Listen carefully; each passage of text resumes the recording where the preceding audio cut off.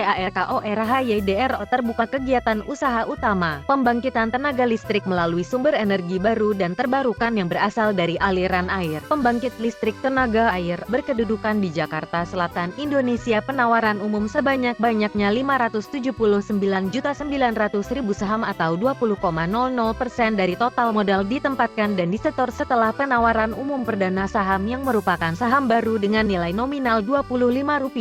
Setiap saham yang ditawarkan kepada masyarakat dengan harga penawaran berkisar antara Rp286 sampai dengan Rp310 setiap saham. Jumlah penawaran umum berkisar antara Rp165.851.400.000 sampai Rp179.769.000 dengan penjamin pelaksana emisi efek PT Lotus Andalan Sekuritas yang merupakan pihak terafiliasi. Kedua, ada PT Mirae Aset Sekuritas Indonesia. Rencana penggunaan dana 1, sekitar 63% akan digunakan untuk penambahan penyertaan modal pada perusahaan anak sebagai berikut. A. 54% sebagai tambahan penyertaan modal di PT Arkora Hydro Sulawesi, PT Arkora Hydro Sulawesi AHSB. 29% sebagai tambahan penyertaan modal di PT Arkora Energi Baru C. 17% sebagai tambahan penyertaan modal di PT Arkora Tenaga Matahari 2. Sisanya akan digunakan untuk pelunasan jangka pendek kepada ACEI Singapore Holding Private Ltd merupakan pihak terafiliasi dengan jumlah pembayaran sekitar Rp63 miliar.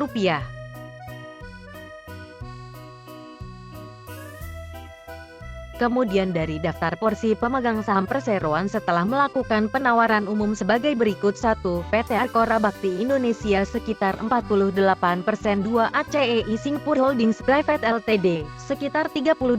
3. Masyarakat sekitar 20%. Terus kita ke laporan posisi keuangan perseroan. Dari sisi aset perseroan mengalami peningkatan dari tahun ke tahun, dengan liabilitas juga mengalami peningkatan yang cukup signifikan. Hal tersebut juga membuat ekuitas mengalami peningkatan cukup lambat.